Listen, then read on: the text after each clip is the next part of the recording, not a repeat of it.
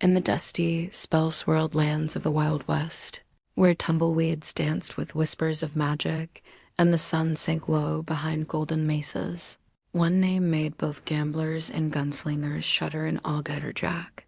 Half outlaw, half illusionist, and all reptilian grit, Gator Jack was no ordinary cowboy. He wore a feathered hat angled low over emerald-scaled eyes and a trench coat stitched from the hide of some forgotten beast. His fangs sparkled when he grinned, and the cards he threw never landed without purpose. But to understand the legend, we must go back, way back to the murky waters of the Louisiana Bayou, where Jack was born under a blood moon. Jack was no regular crocodile. Infused with ancient Cajun magic and the whispers of an old voodoo priestess named Maman Laveau, Jack could walk upright by the age of 5 and deal a winning poker hand by 7. His claws, nimble and precise, handled cards with the grace of a concert pianist. His tongue was sharp, his charm sharper.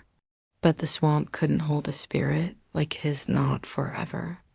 At 17, Jack left the swamp in a handmade duster and headed west, seeking fortune, danger, and answers about the power he felt pulsing in his scaly veins. The West wasn't ready. Whiskey Gulch was his first stop, a ramshackle town held together by superstition and gunpowder. At the Broken Jaw Saloon, Jack stepped in, startling gamblers and lawmen alike. A crocodile in boots, tipping his hat, asking for a whiskey. Madness, but when the barkeep handed him a drink and Jack drained it with a grin, no one laughed. And when he challenged the table to a high-stakes poker game, everyone gathered to watch. That night, Jack didn't just win every hand, he made the cards dance. They floated, shimmered, bent to his will. The ace of spades winked before flipping onto the table. The queen of hearts twirled mid-air before kissing the pot. Even the town marshal, iron-nerved and steel-eyed, backed away after losing 3 hands to what he called dark sorcery. Jack took the pot and left behind a reputation. Word spread like prairie fire, a magical gunslinger who played cards like the devil and never lost. Some called him a demon. Others thought he was a trickster god in disguise.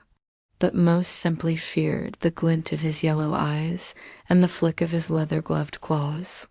In every town he visited, Cactus Ridge, Snakebite Hollow, Ghost Mesa, he was either the hero or the storm. Bandits challenged him. Witches tried to bind him. Sheriffs begged him to leave, but Jack never sought violence. He only ever pulled his 6-shooter when the cards told him to. And when he did, his hand was faster than a blink, his bullet straighter than truth. But Jack wasn't hunting fame. He was searching for the Deck of Eternity, an ancient, enchanted set of cards said to hold the power to rewrite destiny. Maman Laveau had whispered of it in her final breath. Whoever possessed the deck could control time, reshape luck, bend fate to their will. And Jack wanted it not for himself, but to undo a curse that had turned his swampy kin into mindless beasts, cursed to sink slowly into madness unless someone reversed the magic. His quest led him to the Cracked Mirage, a traveling outlaw circus led by a sinister cardmaster named Salazar Silk. Salazar had found the Deck of Eternity years ago and used it to turn himself into a phantom who never aged and never lost a duel. His deck shimmered with black fire, and each card held the soul of someone he'd beaten. Salazar was feared by all except one. Jack, on the night of the lunar eclipse. The desert cracked under the tension of the standoff between Gator Jack and Salazar Silk. The town of Dust Haven watched from behind their curtains, too frightened to breathe. On the saloon's balcony, under a sky glittering with magic and stars, the two faced off. Salazar dealt the cards. Jack caught them midair with a flick of his claw. It was a duel not of bullets, but of cards and spells and stories. Each card thrown was a challenge, a memory, a monster, a truth. Salazar summoned illusions of Jack's past, his mother sinking into madness, his home burning. Jack countered with cards of hope, grit, and love. Then came the final card, the Queen of Hearts, glowing with fire, thrown by Salazar with a curse to bind Jack's soul forever. But Jack, calm and smiling, played his own. The Ace of Scales, a card not from any known deck. Forged in the bayou by Jack himself, it carried all his memories, all his pain, all his will. As the two cards collided in midair, a blinding flash split the sky. When it cleared, Salazar's silk was gone sucked into his own deck, trapped by Jack's magic and heart. Jack picked up the deck of eternity, now glowing softly in his claws.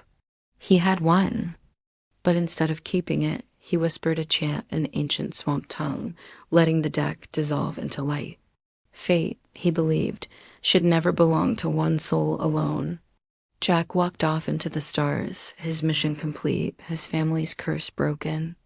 They say he still roams the West, a phantom with a toothy grin and a deck of ordinary cards that perform extraordinary feats. Children leave playing cards under their pillows, hoping Jack will bless them. Old gamblers toast to his legend.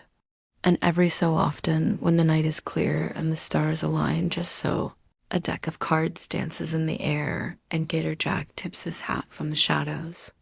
Moral of the story: true magic doesn't lie in power or in fate. It lives in the courage to challenge destiny and the heart to choose others over oneself. Gator Jack reminds us that legends are born not in the cards we're dealt, but in how we play them.